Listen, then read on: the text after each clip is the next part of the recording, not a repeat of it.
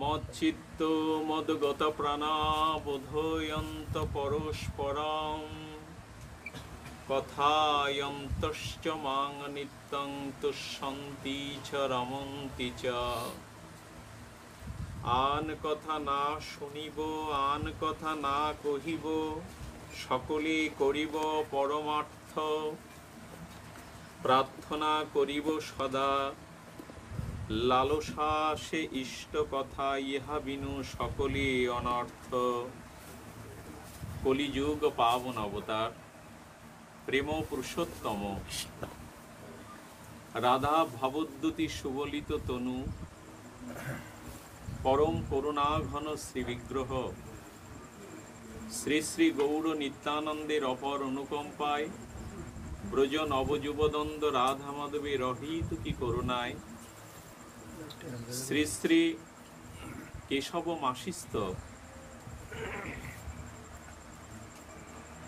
আজকের গুরুবারের এই মহামাঙ্গলিক শুভ স্নিগ্ধ সন্ধ্যায় বঙ্গবসুন্ধরার এই পল্লী প্রান্তরের বেদনা নদীর উপকূলে গাবতলা এই ছোট্ট গ্রামখানিতে ভক্ত শ্রী গৃহাঙ্গনে মাঠব্যাপী শ্রীহরি প্রসন্নতার নিমিত্তে যে কেশবব্রত উদযাপিত হল, সাক্ষাৎ ভক্তি মহারানীর যে বন্দনা অর্চনা সেবা অনুরাগ নিয়ে একটি মাসব্যাপী এই গৃহস্থ ভক্ত নরনারীরা তারা উদযাপন করলেন। সেই কেশবব্রতের আজ বিশ্রাম দিন, অন্তিম সমাপ্তি দিন।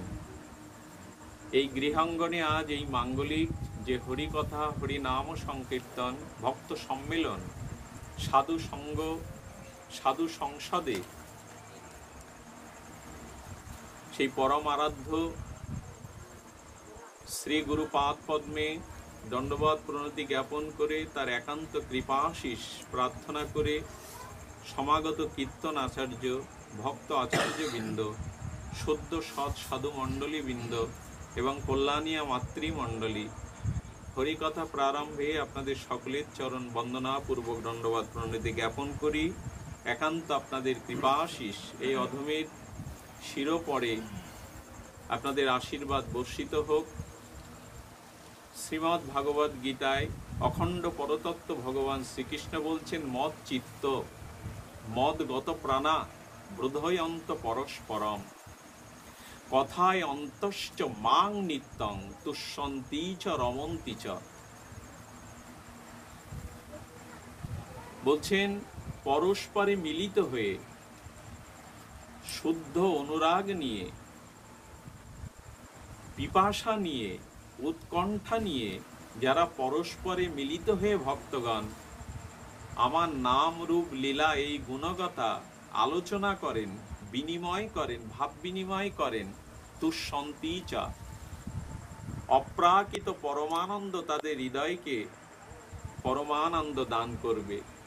এবং আমি নিশ্চিত রূপে এই কথাই জানাচ্ছি জগৎজীবকে, যারা ভক্তগণ পরস্পরে মিলিত হয়ে আমার নাম রূপ লীলা অমীয় গুণগাথা আস্বাদন করবে, পরস্পরে আলোচনা করবে, তুষ্যন্তি চ রমন্তি চ, সেই ভক্তের সাথে আমার অবশ্যই মিলন হবে।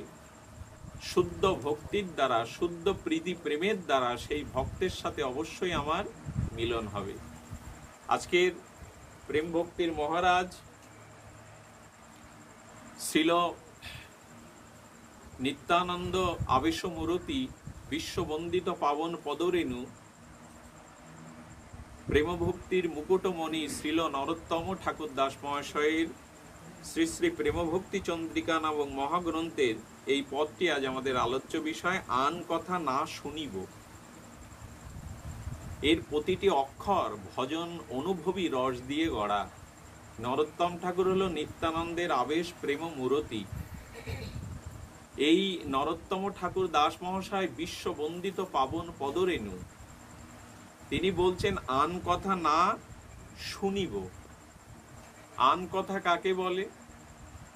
এটা শুনতে নিষেধ করছেন ঠাকুর মশাই। আন কথা না শুনিব, আন কথা না কহিব। ভগবান বলছেন পরস্পরে মিলিত হলে তোমরা আমার নাম রূপ লীলা এই গুণগাথা পরস্পরে আলোচনা করো। বিষয় কথা, সংসার কথা, পর সমালোচনা, পরনিন্দা, এইগুলি হলো আন কথা। আচ্ছা, মানুষ যখন ইষ্ট কথা, ভাগবত কথা এইগুলি আলোচনা না করে, ভগবানের গুণ মহিমা, বীর্যবতী হরিকথা, ভক্ত চরিত্র, সাধু চরিত্র, এই পর্যালোচনাগুলো না করে, তখন মানুষ একত্রিত হয়ে সাথে পাছে মিলে কি কথা বলে তারা? প্রসঙ্গত ভগবান প্রসঙ্গ না হলে আন প্রসঙ্গ আসবেই। সেখানে 10টা কথার ভিতরে 8টা পরনিন্দা, পরচর্চা, সাধু নিন্দা, বৈষ্ণব নিন্দা এগুলি চলে আসবে। ঠাকুর মশাই বলছেন আন কথা যদি ভেতরে যায় কি করে? বলল আন কথা কারো যদি ভেতরে যায়, কৃষ্ণ কথা, ভক্ত কথা, শাস্ত্রীয় শুদ্ধ ভগবানের নামরূপ লীলা কথা ব্যতীত যদি সাংসারিক কথা, যদি বিষয়ের কথা এগুলি কর্ণে যায়, তাহলে ক্ষতি কি হয়? বলেন আমাদের কর্ণের একটা রোগ আছে, আমাদের কর্ণের একটা পীড়াদায়ক রোগ আছে। সেই রোগটা হলো আমাদের কান বহু জন্ম ধরে ধরে এই পরনিন্দা, পরসমালোচনা, সাধু নিন্দা, আন কথা, সাংসারিক বিষয়ের কথা, নারীর কথা, রূপের কথা, ধনের কথা, অহংকারের কথা, গর্বের কথা, নিজ স্তুতির কথা শুনতে শুনতে এই কানের এমন একটা রোগ হয়ে গেছে, এই কানে আর হরি কথা ভালো লাগে না। এইটাই হলো কানের কর্ণ ব্যাধি, ব্যাধিযুক্ত। ওই কালকে বলছিলাম পক্ষাঘাতগ্রস্ত হলে যেমন সেই জায়গাটা অবশ হয়ে যায়, ওই জায়গাটা আঘাত করলে আর অনুভূত হয় না, এটা একটা রোগ, তো অবশ হয়ে গেল, পক্ষাঘাতগ্রস্ত হয়ে তার বিকল হয়ে গেল অঙ্গ। তেমনি আমাদের কানেরও একটা ব্যাধি হয়েছে কি, এখানে হরি কথা, হরি নামটা খুব বেশি ভালো, কর্ণ রসায়মৃত, একমাত্র হরিনাম হরি কথাটা আমাদের রুচিকর হয় না। দেখবেন আন কথা বলতে বলতে মানুষ ঘন্টার পর ঘন্টা কাটিয়ে দেয়, কখন সময় অতিবাহিত হয় সেটা সে বুঝতে পারে না। তো এই জন্য বলছেন আন আন বার্তা বেশ্যা মতি হরন্তি সর্বস্ব। রঘুনাথ পাদ গোস্বামী বললেন যে যদি বিষয় কথা, বৈষ্ণব নিন্দা, পরনিন্দা, সংসারিকতা, কাম কামনার কথা তোমার কানে যায়, তাহলে কি ক্ষতি হবে? বলেন মহা ক্ষতি হয়ে যাবে। সেই ক্ষতিটা কি? বেশ্যা যেমন মানে পরবেশিনী, দেহ বিক্রিতা, পতিতা যেমন আপাত নিজের সুন্দর রূপ যৌবন লালসা দেখিয়ে ধনীর দুলাল যিনি, মানে ধনীর পুত্র যিনি, সেই ধনীর দুলাল যুবকের যেমন সম্মান, অর্থ, বিত্ত সবকিছু তার রূপ যৌবনের লালসায় কেড়ে নিয়ে তাকে পথের ফকির বানায়, পথে নামায়, তেমনি আন কথাগুলো ভেতরে গেলে তোমার কোনো না কোনো জন্মের যদি হৃদয়ে কোনো সুবৃত্তি থাকে, সুস্থ চিন্তা মনে যদি থাকে, ইষ্ট চিন্তা যদি মনে থাকে, ওই রূপ সম্পদকে এই আন কথারূপ বেশ্যা ভেতরে ঢুকে তোমার সমস্ত সৎ রতিমতিটা হরণ করে নিয়ে তোমাকেও পথে বসিয়ে দেবে। এই জন্য মহাপ্রভু বলছেন গ্রাম্য বার্তা না কহিবে, গ্রাম্য না শুনিবে। আচ্ছা, এই জগতের এত কথা, আন কথা শুনে আমাদের কি হবে? কোনোই মঙ্গল হবে না, বরঞ্চ ভেতর দিয়ে আমাদের অমঙ্গলই সূচিত হবে। আন কথা যেই ভেতরে যাবে, সেই আমাদের মতিটা ঈশ্বরের প্রতি যতটুকু শুদ্ধ সাত্ত্বিক ভাব আছে ওগুলো নষ্ট করে আমাদের পথে নামিয়ে দেবে। আমার পরম আরাধ্য শ্রী গুরু মহারাজ এই বিশ্ববন্দিত পাবন পদরেণু রাধা কুণ্ডের কুণ্ড মণ্ডলের যিনি প্রাক্তন সর্বাধ্যক্ষ, অশেষ ভক্তিশাস্ত্র নিষ্ণাত পণ্ডিত মধ্যাহ্ন শ্রীল অনন্ত দাস বাবাজি শ্রী গুরু মহারাজ, তিনি বলেছিলেন 1 মাস ব্যাপী স্বামী স্ত্রী তারা রাজা রানী, তারা মাসব্যাপী এই নিয়ম সেবা বা কার্তিক ব্রত উদযাপনের জন্য রাধাকুণ্ডে কাটিয়েছিলেন। 1 মাস হরিকথা, প্রসাদ, সাধু দর্শন, হরিকথার আনন্দে তাদের 1 মাস অতিবাহিত হলো। যেদিন ব্রত সমাপ্ত হবে, সেই ব্রত সমাপ্ত করে রাজা রানী আসছে, এবং এই রাজার একটা বিষয়ী আত্মীয়, রাজার একজন বিষয়ী বান্ধব আত্মীয় সামনে এসে উপস্থিত। রানী বললেন সারা মাস ব্যাপী হরি গুণগাথা, হরি ভজনে দামোদর ব্রতে কাটালাম, এখন আর বিষয়ীর মুখ না দেখে, বিষয় সঙ্গ না করে রানী অন্য পথ দিয়ে অন্য স্থানে চলে গেছে। রাজা একটু আগ্রহ করে তার সেই বিষয়ী আত্মীয়র সাথে গল্প করতে শুরু করে দিল। এই ব্রজের মাটিতে দাঁড়িয়ে, রাধাকুণ্ডের মাটিতে দাঁড়িয়ে ওই বিষয়ী লোক, মানে যার হৃদয়ে যে রং, তার প্রকাশটা তো তাই হয়। সেই বিষয়ী তার আত্মীয়টি বিষয় কথা বলতে বলতে সাধু নিন্দা পরনিন্দা করতে করতে ওই কানে ওইটা গ্রহণ করলেন রাজা। তার কিছুদিন পরে রাজার মৃত্যু হলো। এই মৃত্যুর পরে রাজার গতি হলো কোথায় জানেন? রাজার গতি হলো একটা হস্তি জন্মে। 1 মাস ব্রত করে রাধারানীর চরণাশ্রিত হয়ে শুদ্ধ ভক্তি প্রাপ্ত হওয়ার পরে ওই বিষয়ীর বিষয়কতা কানে যাওয়ার পরেই পরেক্ষণেই তার মৃত্যু হওয়ায় ওই আন কথা আন ভাবনাটা বিষয় বিরাজ করার সে মনুষ্য জন্ম থেকে স্খলিত হয়ে অধঃপতিত হয়ে হস্তিকুলে জন্ম নিলে। আপনারা ভাববেন না এটা কোনো গল্প বা কোনো প্রবন্ধ উপন্যাসের কথা। গুরু মহারাজ নিজে মুখেই রাধাকুণ্ডে বলেছেন তার হরিকথা প্রবচনে। সেখানে তিনি বলছেন, যখন হস্তি হয়ে মারা গেলেন তখন রানী ধ্যানের দ্বারা, তার অর্জিত সাধনলব্ধ জ্ঞানের দ্বারা জানতে পারলেন রাজা হস্তি হয়ে জন্মেছে। তিনি সেই হস্তিটাকে লালন পালন করতে লাগলেন, আর গোবিন্দের নিবেদিত প্রসাদ পাওয়াতে লাগলেন, আর হাতির কানের কাছে গিয়ে হরিনাম হরিকথা শোনাতে লাগলেন। এই করতে করতে অল্প দিনেই ভগবানের এই নাম সংকীর্তন হরিকথার দ্বারা হাতিটা মরে যাওয়ার পর আবার পরের জন্মটা তাকে কুকুর হয়ে জন্মাতে হলো। ওই বিষয় চিন্তার বিষময় ফলে অধঃপতিত জন্মে 2 জন্ম তাকে পশুকুলে যেতে হলো। শুধু বিষয়ীর মুখে, অভক্তের মুখে হরিকথাটা কানে গিয়ে তার হৃদয় এতটা প্রভাব ফেলল, তার সাথে সাথে মৃত্যুতেই তার গতি পরাগতি না হয়ে নিম্নগতি হয়ে 2 বার সে পশুকুলে জন্মালো। এটা ভাগবত ইতিহাস, এটা ভাগবত চরিত্র। আন কথা শ্রবণের কি কুফল এখানে, এটা ভয় করে না আমাদের শুনলে? ভগবত কথা, সৎ আলোচনা ব্যতীত আন কথা শোনার সাথে সাথে 2টো জন্ম নষ্ট হয়ে গেল। রানী তো প্রজ্ঞাবতী, তিনি সাধন লব্ধ তার অপরোক্ষ অনুভূতির দ্বারা ওই কুকুরটাকেও পালন করতে লাগলেন, তাকে প্রসাদ দিতে লাগলেন, তাকে হরিকথা নামাদি দিতে লাগলেন। এই করতে করতে কুকুর জন্মের পরে সে আবার রাজার ঘরে রাজার দুলাল হয়ে সন্তান হয়ে জন্মগ্রহণ করে আবার সে ওই রানীকে পরবর্তীতে ফিরে পেয়ে তার ভজন জীবনে এই সহধর্মিণীকে নিয়ে, ভক্তিমতী রানীকে নিয়ে তিনি পরাভক্তি লাভ করে গোবিন্দের চরণে পৌঁছান। মাঝখানে তার 2টো জন্ম পশুকুলে গেল শুধুমাত্র আন কথা শোনার কারণে। এই জন্য ঠাকুর মশাই বললেন, আন কথা না শুনিব, কানটাকে বারবার বোঝাতে হবে যে কৃষ্ণ কথা ব্যতীত, সাধু কথা ব্যতীত, সৎ কথা ব্যতীত, শাস্ত্র কথা ব্যতীত, ভগবানের নাম রূপ লীলা ব্যতীত আন কথা মানে কৃষ্ণ বিষয়ী বাদে, ভক্তি বিষয় বাদে, সৎ শাস্ত্র বাদে আর যত জগতে কথা, সেই কথাগুলো কি কথা? সবই আন কথা। ঠাকুর মশাইয়ের এক একটা বাণী মহামূল্যবান, আমরা মানি আর না মানি, গ্রহণ করি আর না করি। মহাপ্রভু বলছেন, গ্রাম্য বার্তা শুনবে না রঘুনাথ। যদি কৃষ্ণ ভক্তি লাভ করতে চাও, রাধারানীর চরণে একান্ত অনুরক্তি প্রীতি ভক্তি লাভ করতে চাও, তাহলে গ্রাম্য বার্তা শুনবে না। আচ্ছা, আপনারাই বিচার করুন তো, কৈকেয়ী মাতা, মানে মর্যাদা পুরুষোত্তম রাম অবতারে কৈকেয়ী মাতা, তিনি রামকে নিজের গর্ভজাত সন্তানের থেকে প্রীতি করতেন। রাম অধৈর্যার নিপতি হবে, রাজা হবে, এই জন্য কৈকেয়ী মালা গাচ্ছিলেন, আমার রাম রাজত্ব হলে প্রজাদের পরমানন্দ হবে, সুখ হবে। তো কৈকেয়ী মালা গাচ্ছেন, আপনাদের সকলের জানা। আন কথার কি বিষময় ফল দেখুন।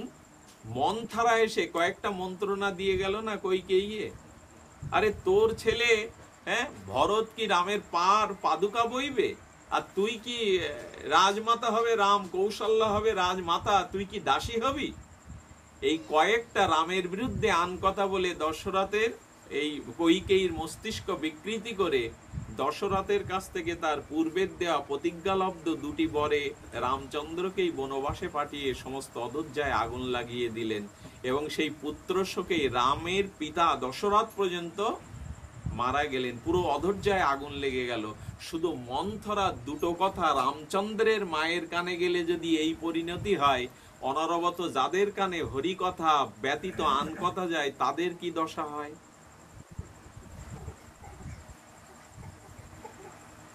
দুর্যোধন দুঃশাসনকে শকুনি তো আন কথা বলে বলে এই কুরুক্ষেত্রটা বাঁধালো, শকুনি তো কুমন্ত্রণাদি দিয়ে এত বড় কুরুক্ষেত্রের রচনার জাল বিস্তার করলো তো শকুনি।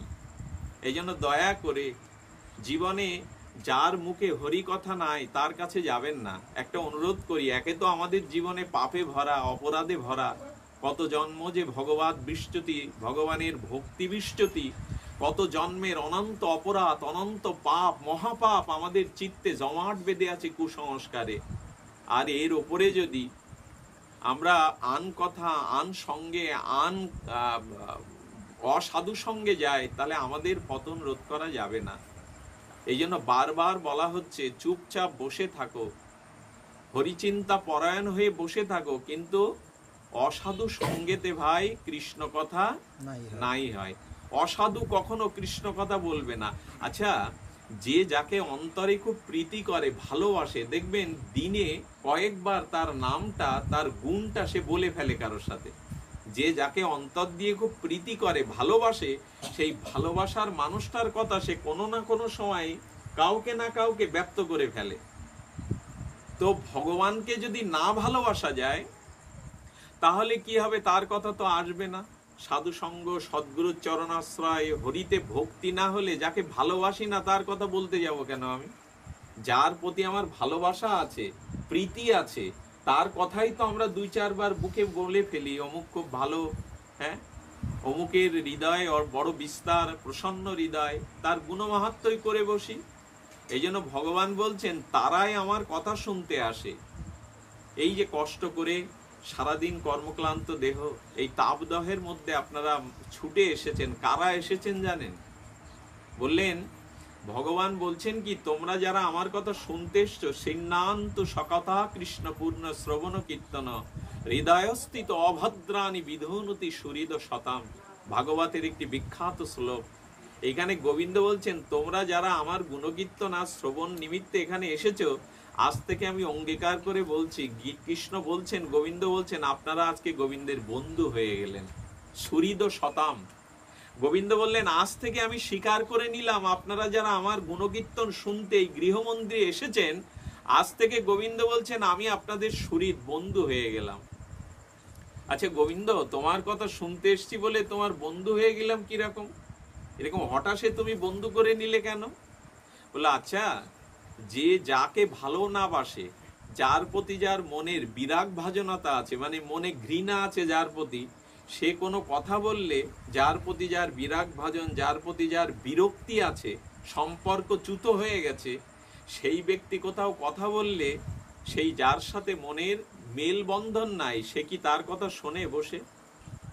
শত্রুর কথা কি মানুষ বসে বসে শোনে, দাঁড়িয়ে শোনে? বরঞ্চ শত্রু যেখানে দাঁড়িয়ে কথা বলে, সেই পথ দিয়ে না গিয়ে সে অন্য পথ দিয়ে চলে যায়। গোবিন্দ বললেন, আমাকে ভালোবাসো বলেই তো তোমরা আমার কথা শুনতে এসছো। আমাকে ভালো না বাসলে তো আমার কথা তোমরা শুনতে আসতে না। তাই ভালোবেসে যখন আমার কথা শুনতে এসছো, আজ আমি অঙ্গীকার করলাম, আজ থেকে আমি তোমার বন্ধু হয়ে গেলাম। আচ্ছা গোবিন্দ, বন্ধু তো বন্ধুর কল্যাণ করে, উপকার করে, তুমি কি করবে? বলে, আমার গুণগাথা যেই কর্ণে প্রবেশ করলো, আমার এই হরি কথা, ভাগবত লীলামৃত কথা, রসামৃত কথা, এই কথা যার কানে গেল, গোবিন্দ বলছেন ওই কথারূপ কৃষ্ণ আমি স্বয়ং তার কর্ণ দুয়ার দিয়ে আমি তার হৃদয়ে গিয়ে দেখি, যদি তার অনন্ত জন্মের পাপ অপরাধগুলি জমাট বেঁধে আসে, জঞ্জাল হয়ে আছে, মলিন হয়ে আছে। আচ্ছা, কোনো সুহৃদ বন্ধু যদি কোনো বন্ধুর ঘরে গিয়ে দেখে বন্ধুর ঘরটা অগোছালো, বন্ধুর ঘরে ধুলো ময়লা জমে আছে, বন্ধু কি করে? নিজেই ঝাড়ুদার হয়ে বলে, বন্ধুর ঘর মানেই তো আমার ঘর, আমার তোর কিসের লজ্জা? বন্ধুর ঘরটা ঝাড়ু দিয়ে পরিষ্কার করে বসে পড়ে। কৃষ্ণও যেন বললেন, আমার কথা শুনতে এসছো, এই হরি কথা, হরি নামামৃত লীলামৃত কথা শুনতে এসছো, আমি বন্ধু হয়ে ওই কথারূপ কৃষ্ণ তোমার কানে গিয়ে আজ আমি ঝাড়ুদার হয়ে তোমার হৃদয়টা জন্মের মতো পরিষ্কার করে দেবো। তোমার হৃদয়ে আর আমি মলিনতা রাখবো না, আর আমি মলিনতা রাখবো না। এই জন্য ভগবান বলছেন, হৃদয়স্থিত অভদ্রাণী বিধুনতি সুহৃদ শতাম। আমি কৃষ্ণ, কথারূপ কৃষ্ণ তোমার কর্ণ দুয়ার দিয়ে প্রবেশ করে তোমার হৃদয়ে যত মলিনতা পাপ আছে ওগুলো আমি ঝাড়ু দিয়ে ঝেড়ে মুছে পরিষ্কার করে তোমার ওখানে বসে যাব। এই হলো কৃষ্ণ কথার মহিমা। আর আন কথার মহিমা তো আপনারা শুনলেন, ভজন থেকে চ্যুত হয়ে যায় আন কথা শুনলে। কারণ যে দোষের কথাটি, যে অবগুণটি আমরা হৃদয়ে শ্রবণ করি কর্ণ দ্বারা, সেই রূপ ভাব আমার ভিতরে প্রকাশ হয়ে পড়ে। তাই ঠাকুর মশাই বললেন আন কথা না শুনিব, কর্ণকে কখনো যেন আন কথা আমরা না দেই, আর আন কথা না কহিব। যেমন কর্ণে আন কথা শোনা যাবে না, তেমন কৃষ্ণ বিষয়িনী, ভক্তি বিষয়িনী ভাগবত কথা ব্যতীত আন কথা, পরনিন্দা, পরচর্চা, সাংসারিক আলোচনা এগুলো মুখে বললেও আমাদের শুদ্ধতা থাকে না। দেখবেন গীতায় বলা আছে যারা আমার ভক্ত হয় তাদের মধ্যে একটা গুণ থাকতে হবে। আমার ভক্ত করতে গেলে তাকে একটা গুণ থাকতে হবে, সেটা হলো মৌনী। মৌন ব্রত অবলম্বন করা বলে না, যেমন একাদশীর দিনে অনেকেই আছে তিনি মৌন ব্রত করেন, ব্রতের সাথে সাথে মুখে কোনো কথা বলেন নাই। মৌন থাকেন কেন? মৌন থাকেন এই কারণে, কথাটা কম বললে আসক্তিটা কম হয়। মুখে কথা যত কম বলা যায় তত মনের স্থিরতা আসে। কারণ আসক্তির এই ঘরে প্রবেশ করতে গেলে যেমন দুয়ার দিয়ে প্রবেশ করতে হয়, মানুষের হৃদয়ে যত জাগতিক আসক্তি, কামনার আসক্তি প্রবেশ করে তার দুয়ারটাই হলো কথা। কথা বললেন তো আসক্তি এসে যাবে। যার সাথে কথা বলবেন, যে বিষয়ে কথা বলবেন, সেই বিষয়ের আসক্তি আপনার ভেতরে প্রবেশ করবেই। কথাই হলো আসক্তির দুয়ার। এই জন্য আমাদের সেই ব্রহ্মজ্ঞ ঋষি জড়ভরত, সেই জড়ভরতের জন্মে নিজের পিতামাতার সাথেও তিনি কোনো কথা বলেননি। নিজের ভ্রাতা, নিজের বড় ভ্রাতা, ছোট ভ্রাতা, কারোর সাথেই জগতে তিনি দীর্ঘদিন কোনো কথা বলেননি, যে কথা বললেই আসক্তি হয়ে যাবে। এই জন্য বললেন আন কথা না কহিব। ভক্তি বিষয় ব্যতীত, শাস্ত্র বিষয় ব্যতীত, গৌর গোবিন্দের কথা ব্যতীত আন কথাগুলো, আচ্ছা এই কথা কি আমাদের বললে মানাবে? আমরা যারা ব্যবসা করি, আমরা অনেকেই যারা চাকরি করি, আমরা যারা জন্মুজোর খাটি, আমাদেরকে যদি বলা হয় বাবা তুমি কোনো আন কথা বলো না, তাহলে তো ব্যবসা বন্ধ করে দিতে হয়, চাকরি বন্ধ করে দিতে হয়, সংসার তো চুলোই যাবে নাকি? আপনাদের মনে প্রশ্ন জাগছে না যে তুমি যে বললো আন কথা বলা যাবে না, কৃষ্ণ কথাই বলতে হবে, তার রাত দিন কৃষ্ণ কথা বললে তো সংসার লাটে যাবে, বউ ছেলে মেয়ে তো পথে দাঁড়াবে। আমি ব্যবসা করতে গেলে আমাকে 2-10টা কথা বলতে হবে না? এইখানে বলছেন তোমরা যারা সংসারী, যে কর্মের দ্বারা জীবিকা অর্জন করো, প্রয়োজনে সেই জীবিকা অর্জনের জন্য ওই কর্মে ওই বিষয় কথায় কোনো দোষ নেই। ওই কথাটুকু তো তোমাকে বলতে হবে, তুমি সংসারী। কিন্তু ওই ব্যবসা, ওই চাকরির সময়টা বাদে যখন অন্য সময়টা তুমি চলো বসো, সেই সময় তুমি আন কথাটা আর বলো না। এমনকি শাস্ত্রে বলেছে যে স্বামী তার স্ত্রীকে ভজন সাথী করে নিয়ে রাতে এক জায়গায় বসে কৃষ্ণ কথা আলাপন করে নিজের স্ত্রীর সাথে, তারা দুইজনে বৈকুণ্ঠবাসী হবেই হবে, তাদের পরাগতি হবেই হবে। যারা স্ত্রীর সাথে ঘরে বসে ভাগবত বিষয় আলোচনা করে, সেই নারীর গর্ভ দিয়ে সুসন্তান, কৃষ্ণ ভক্ত সন্তান জন্মাবেই জন্মাবে।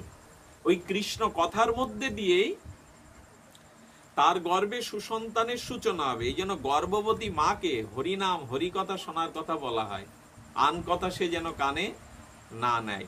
এই জন্য বলছেন ব্যবসা বাণিজ্য বাদে অন্য যে সময়টা, মানুষ দেখবেন সারা দিন ঝর্ণার মতো কথার ঝর্ণা বইয়ে, এত কথা কিসের? এক জায়গায় হলেন তো আর কথা তো কথা, কথার ঝর্ণা বয়ে যায়, কথার একেবারে নির্ঝরিণী ঝর্ণার মতো বয়ে যায়। এই জন্য শাস্ত্রে বলছেন আন কথা না শুনিব, আন কথা না বলিব। বললেই তো চিত্তটা আক্রান্ত হবে। এই জন্য বললেন তাহলে কি করব? আন কথা শুনবো না, আন কথা বলবো না, কি করব? বলো সকলই করিব পরমার্থ। যে কথা শ্রবণ করলে, যা কর্ণে দিয়ে হৃদয়ে গেলে পরমার্থ হয়, অর্থাৎ সেই পরম ভক্তি, কৃষ্ণ ভক্তি, রাধারানীর ভক্তি লাভ হয়, সেই পরমার্থের কথাই শুনো। আন কথা যেখানে এখানে এড়িয়ে যেও, পরনিন্দা সাধুনিন্দা যেখানে এই জায়গাটা এড়িয়ে যেও, তাহলে তোমার অনার্থ এসে ঘিরে ধরবে, অপরাধ এসে ঘিরে ধরবে। তুমি কি করবে? পরমার্থ। সকলই করিব পরমার্থ।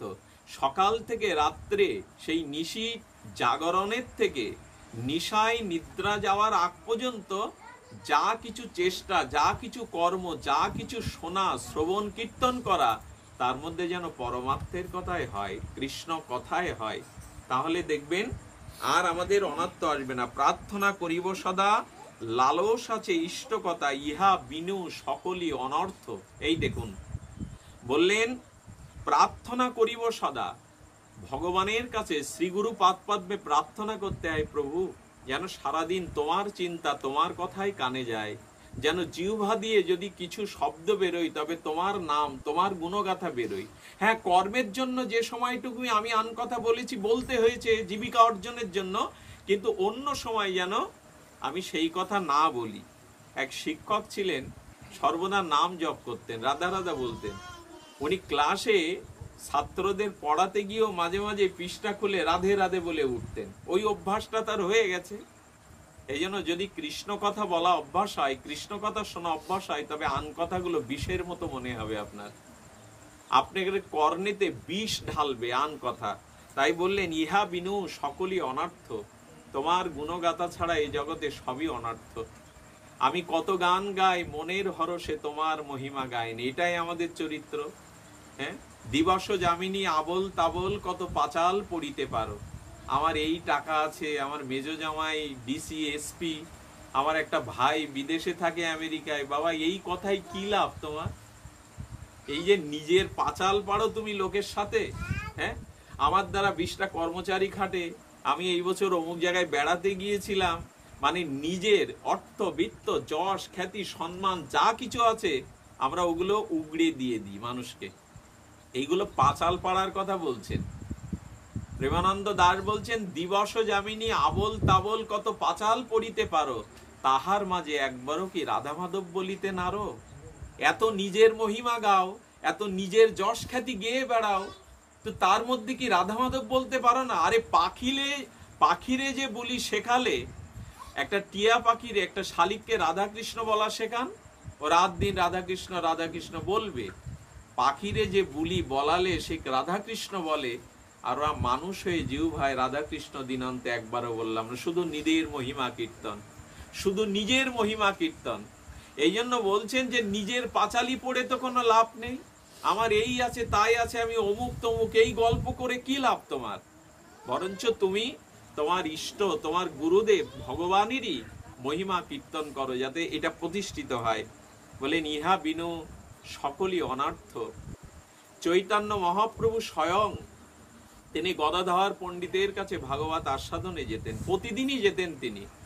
গদাধরের কাছে মহাপ্রভু প্রহ্লাদ চরিত্র, ধ্রুব চরিত্র নিষ্ঠার সহিত সাবহিত হয়ে, সাবধান হয়ে নিত্য শ্রবণ করতেন। কেন? চৈতন্য মহাপ্রভু ভাগবত শুনতে যাচ্ছেন। চৈতন্য মহাপ্রভু কে? তিনি ভাগবতেরই তো মূর্ত বিগ্রহ, রাধাকৃষ্ণ মিলিত তনু। উনার কথাই তো ভাগবতে, ব্রজলীলার কথাই তো ভাগবতে। তো চৈতন্য প্রভু শুনতে যেতেন কেন? খুব সাবধানে শুনতেন। আমাদের শ্রীনিবাস আচার্যকে রঘুনাথ, আমাদের গদাধর পণ্ডিত প্রভার বলেছিলেন, শ্রীনিবাস তোমার প্রভু চৈতন্যদেব যখন আমার কাছে ভাগবত শুনতে আসতেন, সেই ভাগবতটা দেখবে। তখন তো ছাপাখানা তৈরি হয়নি, হাতে লেখা ভাগবত, গদাধর গোস্বামীর হাতের লেখা শ্লোকের ভাগবত।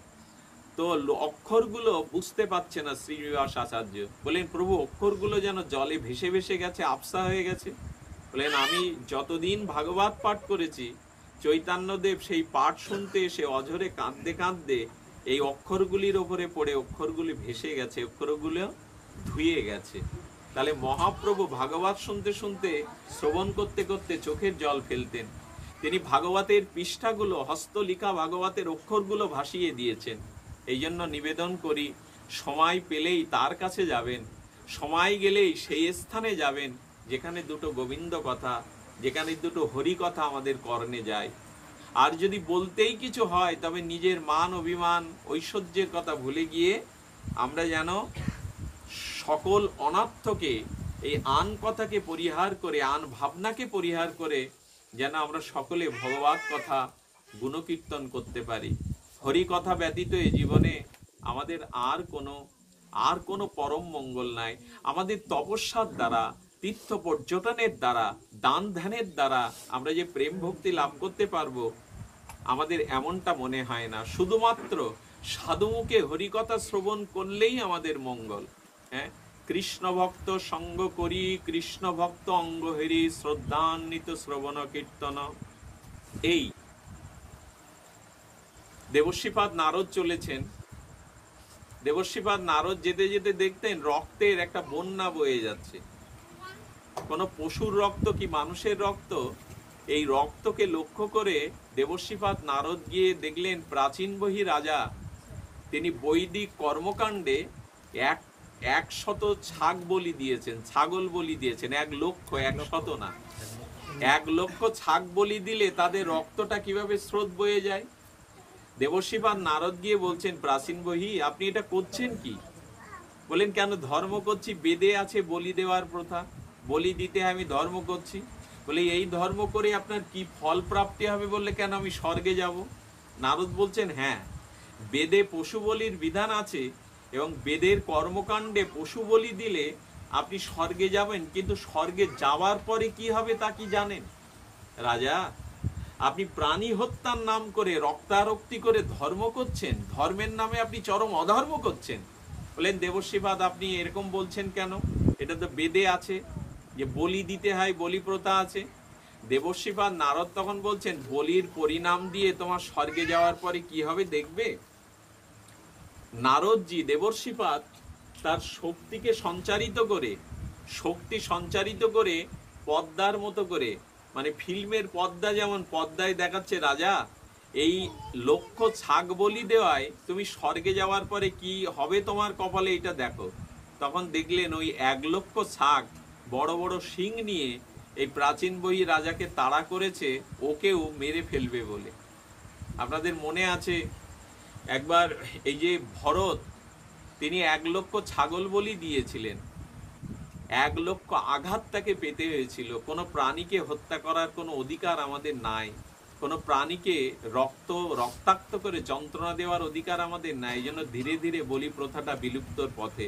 হিংসা দিয়ে কখনো ধর্ম হয় না, পরকে হত্যা করে কখনো ধর্ম হয় না, এটা আমাদের বৈদিক সনাতন দর্শন বলেনি। হ্যাঁ, বৈদিক যুগে বলি ছিল, কিন্তু ঋষিরা তাদের পুত পবিত্র মন্ত্রের দ্বারা ওই রুগ্ন পশুকে বলি দেওয়ার পরে আবার তাকে নূতন যৌবন দান করতে পারতেন, পুনর্জীবিত করতে পারতেন। এইটা এখন আমাদের ক্ষমতার মধ্যে নাই। এই জন্য প্রাচীন বই দেখছে মৃত্যুর ভয় কেই না করে, ওই শাকগুলি তাকে তাড়া করছে মারবে বলে। ঋষির পায়ে পড়ে বলছেন, তাহলে ওরাই কি আমাকে মেরে ফেলবে? বলো, তুমি আঘাত করেছো, পাল্টা আঘাত তোমাকে নিতে হবে না, একদিন ওরাই তোমাকে আঘাত করবে। তখন বলছে, আপনি কৃপা করে আমাকে উপায় বলুন।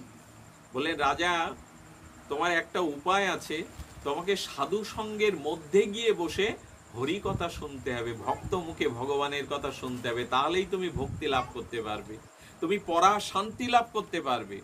প্রাচীন বই রাজা তখন বলছেন, আচ্ছা দেবশ্রীপাদ, আমি তো রাজা, আমি ওই সাধুদের মধ্যে বসে হরি কথা শুনতে যাব কেন? আমি তো ঘরে বক্তাকে ডেকে একা একা শুনতে পারি। আমি রাজা, আমি সবার মধ্যে গিয়ে বসবো নাকি? আমার একটা সম্মান আছে না, প্রভুত্ব আছে না? দেবশ্রীপাদ তখন মাথা নেড়ে বললেন, আপনি ঘরে বক্তা ডেকে এনে শুনলে আপনার ভক্তি হবে না, আপনি ঘরে একা একা বক্তা ডেকে এনে শুনলে আপনার কৃষ্ণ ভক্তি হবে না। বললেন, কেন হবে না বলবেন তো? বলে, রাজা তুমি এমন কোন সুকৃতি, এমন কোন পুণ্যকর্ম করনি যে তোমার হৃদয়টা শুদ্ধ, তোমার হৃদয়টা ভোগ বাসনায় অশুদ্ধতায় ভরা, বিষয়ে ভরা। ওই বিষয়ে ঘরে বসে একাকী ভাগবত শুনলে তোমার ওটা যাবে না। এই জন্য ঠাকুর মশাই বললেন, কৃষ্ণ ভক্ত সঙ্গ করি, কৃষ্ণ ভক্ত অঙ্গ হেরি, শ্রদ্ধান্বিত শ্রবণ কীর্তন। বললেন, সাধুদের মধ্যে বসলে কি হবে? তার গায়ের বাতাস লাগবে, চোখটা তাদের মুখের দিকে চলে যাবে, তার বদনের দিকে চলে যাবে। বলে, এতে কি হবে? বলে, তোমার ভেতরে যে জন্ম জন্মান্তরের কামনা বাসনা কুসংস্কার জমাট বেঁধে আছে, এইটা তোমার নিজ চেষ্টায় ভজন সাধনে, একাকী ভজন সাধন নাম জপ করলে যাবে না। তো কি হবে? বললেন, ভক্তের ভেতরে গিয়ে বসতে হবে। বলে, ভক্তের ভেতরে বসলে কি হবে? বললো, ভক্তের বাতাস, সাধু গায়ের বাতাস বা সাধুর দিকে তাকানোর সাথে সাথে কোনো সাধু যদি সুদৃষ্টি দিয়ে তোমার দিকে তাকায়, তাহলে সাধুর হৃদয়ে এতদিন ধরে ভগবানের শুদ্ধ ভজনের যে ক্রিয়া, ভজনের যে অনুভূতি, ওই সাধুর গায়ের বাতাসের দিয়ে তোমার হৃদয়ে সেই অনুভূতি পৌঁছে তোমাকেও কৃষ্ণ ভক্তি দিয়ে দেবে। এটা ঘরে একা বসে শুনলে হবে না। আপনারা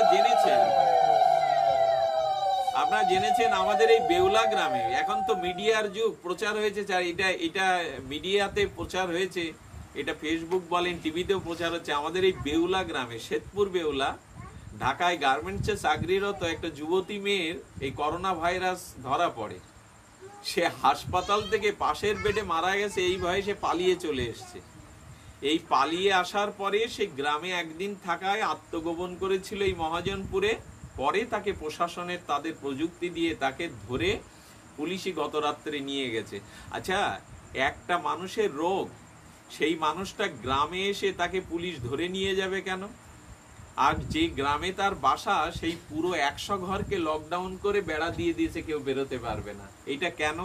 বলেন, এই জীবাণুটা এতটাই সংক্রামিত যে যার এই রোগ হয়েছে, তার গায়ের বাতাস লাগলে, তার পাশাপাশি দাঁড়ালে, যদি তার নিঃশ্বাসটা হাসিসাও তোমার কাছে আসে, তাহলে তুমি ওই রোগে আক্রান্ত হবে। একটা রোগ যদি কারো সঙ্গ করলে আমার ভিতরে চলে আসে, তাহলে যারা বহুদিন ধরে কামনা বাসনা লালসা ত্যাগ করে হরিভজন করছে, তার গায়ের বাতাস লাগলে আমার কোনো ভক্তি হবে না, তা কি হয়? একটা রোগ জীবাণু যদি এভাবে সংক্রামিত হয়, তাহলে যার হৃদয়ে কৃষ্ণ ভক্তি আছে, যার হৃদয়ে রাধারানীর চরণে আকুতি আছে, তার গায়ের বাতাস লাগলেই ভক্তি হবে, এছাড়া অন্য কোনো পথ নাই। এই জন্য মহাজন পদ বলেছেন, কবে সাধুর চরণ ধুলি মাখবো আমার গায়ে। সাধু যদি কৃপা করে তাকিয়ে দেয় না, দৃষ্টি দিয়ে দেয়, তাহলে কৃষ্ণ ভক্তি হয়ে যায়। তাদের দৃষ্টির মধ্যে এমন একটা ক্ষমতা আছে, কারো কারো দৃষ্টির ভিতরে খুব শুভ ফল ফলে, জানেন? মা যদি সন্তানের দিকে স্নেহ ভরে আশীর্বাদের দৃষ্টিতে তাকায়, সন্তানের যেমন মঙ্গল হয়, সাধুর দৃষ্টির ভিতরে একটা কারুণ্য ঘন শক্তি আছে, একটা কৃপা শক্তি আছে। সাধুর গায়ের বাতাসের মধ্যেও একটা শক্তি আছে। এই জন্য বললেন, ওই সাধুদের মধ্যে বসে হরিকথা শুনলে তাদের ভেতরের ভজন অনুভূতি কণাটা জীবাণুর মতো সংক্রামিত হয়ে তোমার হৃদয়কেও ভক্তি এনে দেবে। তাই যদি কেউ ভক্তি লাভ করতে চান, একদল এরকম আছে, আমি লোক দেখানো ধর্ম করি না, আমি লোক দেখানো সঙ্গ করি না, আমি ঘরে বসে বনের মধ্যে পড়ে ধর্ম করি। খুব বলে তারা, আমি একেবারে বনে করি, আমি লোক দেখানো করি না। এটা একরকম অভিমান। হ্যাঁ, এক সময় আপনি অন্তর্মুখী হতে পারবেন, যখন প্রেম ভক্তি লাভ করে যাবেন, সম্পদ পেয়ে যাবেন, তখন আর বাইরের কিছু দরকার নেই। কিন্তু প্রেম ভক্তি লাভ করবার পূর্ব পর্যন্ত সাধু সঙ্গ না করলে প্রেম ভক্তি কোনোদিন লাভ হবে না। তাই আসুন, যা দিয়ে শুরু করেছিলাম, ভগবান বারবার বলেছেন, এই শ্লোকটি আমাদের বারবার আস্বাদন করা দরকার। মচ্চিত্ত মদ্গতা প্রাণাবোধয়ন্ত পরস্পরম কথায় অন্তশ্চ মাং নিত্যং তুষ্যন্তি চ রমন্তি চ। একদিনের হরিকথাতে ভক্তি হয়ে গেছিল প্রদ্যুম্ন মিশ্রের। মহাপ্রভুর কাছে গেলেন এই ভক্তটি, প্রভু আপনি সাক্ষাৎ রাধা কৃষ্ণ মিলিত তনু, প্রভু আপনার কাছে একটা ছোট নিবেদন, আপনি আমাকে একটু কৃষ্ণ কথা শোনান, আপনার শ্রীমুখ নির্গলিত হরিকথা আমাকে শোনান। মহাপ্রভু তখন হাত জোড় করে সেই আগত ভক্ত প্রদ্যুম্ন মিশ্রকে বলছেন, আমি তো কৃষ্ণ কথা জানি না। প্রদ্যুম্ন মিশ্র, আমি কৃষ্ণ কথা জানি না। বলো, প্রভু আপনি স্বয়ং কৃষ্ণ, আপনি স্বয়ং রাধা, আপনি কৃষ্ণ কথা, যে কতটা নিরভিমান আমাদের গৌর হরি দেখুন। বলেন, আমি কৃষ্ণ কথা জানি না প্রদ্যুম্ন, তবে হ্যাঁ, একজন কৃষ্ণ কথা জানো, আমিও তার কাছে কৃষ্ণ কথা নিজে প্রতিদিন শুনতে যাই। আমি কৃষ্ণ কথা বলতে পারি না, আমি ঠিক কৃষ্ণ কথা বলবার আমার সেই ক্ষমতাই নেই। চৈতন্য মহাপ্রভুর কি বিনয় দন্য। তখন বলছেন, প্রদ্যুম্ন তুমি চলে যাও, তুমি রায় রামানন্দের কাছে চলে যাও, রায় রামানন্দই তোমাকে কৃষ্ণ কথা আস্বাদন করিয়ে ধন্য করবে, প্রেম ভক্তি দেবে। উনি এসেছেন সকাল সকাল, এসে দেখছেন উনি ওনার ভজন কর্মে রত আছেন, ওনার দিকে দৃষ্টি দিতে পারলেন না। উনি বললেন, আমি এনার কাছে কৃষ্ণ কথা শুনতে আসলাম, ইনি তো ওনার কর্মে ব্যস্ত আছেন, আমি আজ ফিরে যাই। আজকে তো উনি আমার দিকে তাকালেনও না। উনি সেবকের মুখে শুনলেন, মহাপ্রভু একজনকে পাঠিয়েছিল কৃষ্ণ কথা আপনার কাছে আস্বাদনের জন্য, উনি চলে গেছে, আপনি আপনার ভজন ক্রিয়ায় ছিলেন। বললেন, মহা ক্ষতি হয়ে গেল, অপরাধ হয়ে গেল, প্রভু পাঠিয়েছেন, ভক্ত আমার দুয়ার থেকে ফিরে গেছে। উনি মহাপ্রভুর কাছে গিয়ে বললেন, কার কাছে পাঠিয়েছেন প্রভু কৃষ্ণ কথা শুনতে? আরে সে তো তার ভজনেই ব্যস্ত, আমার দিকে তার ফিরবার সময় নেই।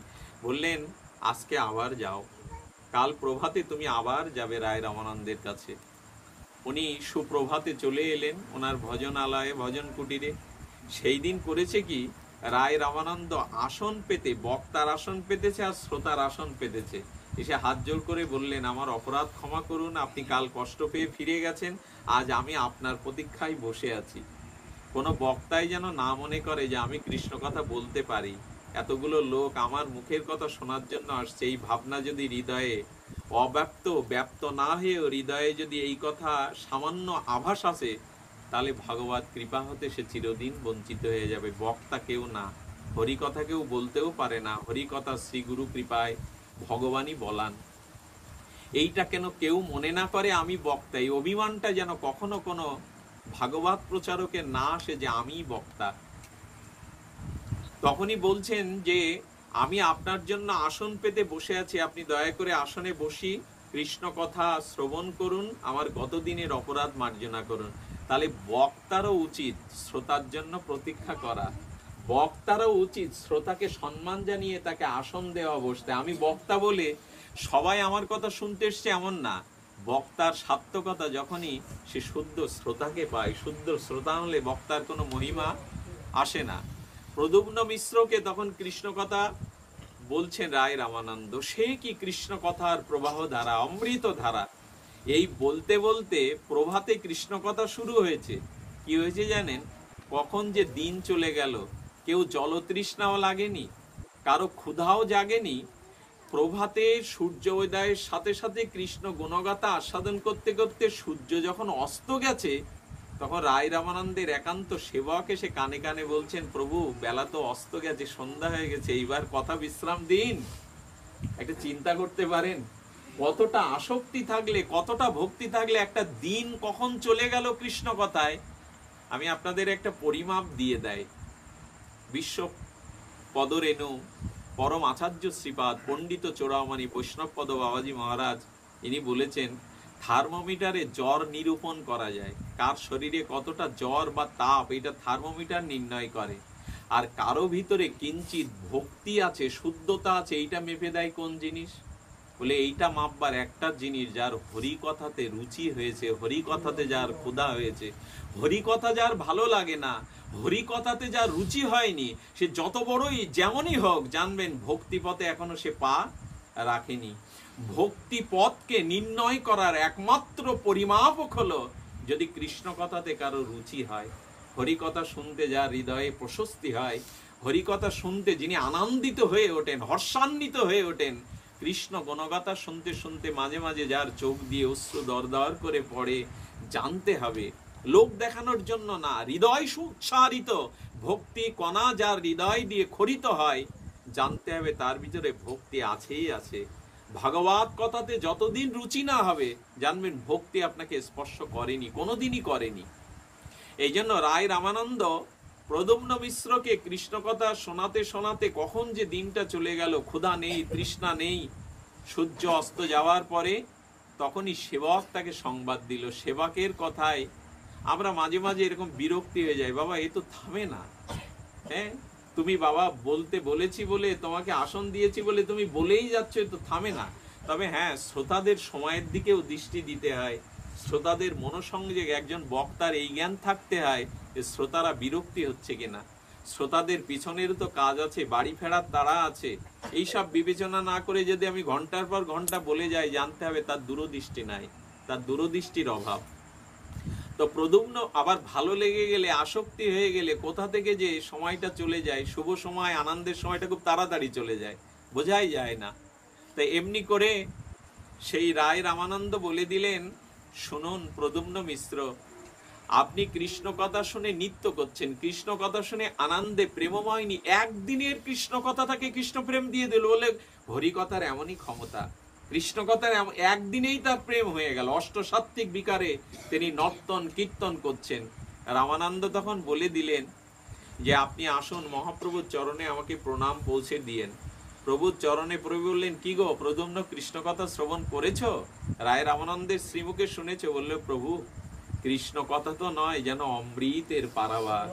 আমার কর্ণে যেটা ঢেলেছেন প্রভু, আর আমার ভেতরে কোনো বাসনা, কামনা, আধার নাই প্রভু। একদিনের কৃষ্ণ কথাতে আমি প্রেম পেয়ে গেলাম। তবে হ্যাঁ প্রভু, আমি তাকে প্রশ্ন করেছিলাম, কোন মানুষের পক্ষে এই জাতীয় হরি কথা বলা সম্ভব না। আপনি পরম বক্তা, কুশলী বক্তা। রায় রামানন্দ প্রভু কি বলেছে জানেন? বলেছেন, তোমার প্রভুকে বলো, চৈতন্য প্রভুকে বলো, আমি তার হাতের বীণা, তিনি যেমন বাজান আমি তেমন বজি। কৃষ্ণ কথা আমি বলি না, আমি বলতে পারি না। চৈতন্যদেব আমার কণ্ঠে হৃদয়ে থেকে যেটুকু বলিয়েছেন আমি সেটুকুই বলি।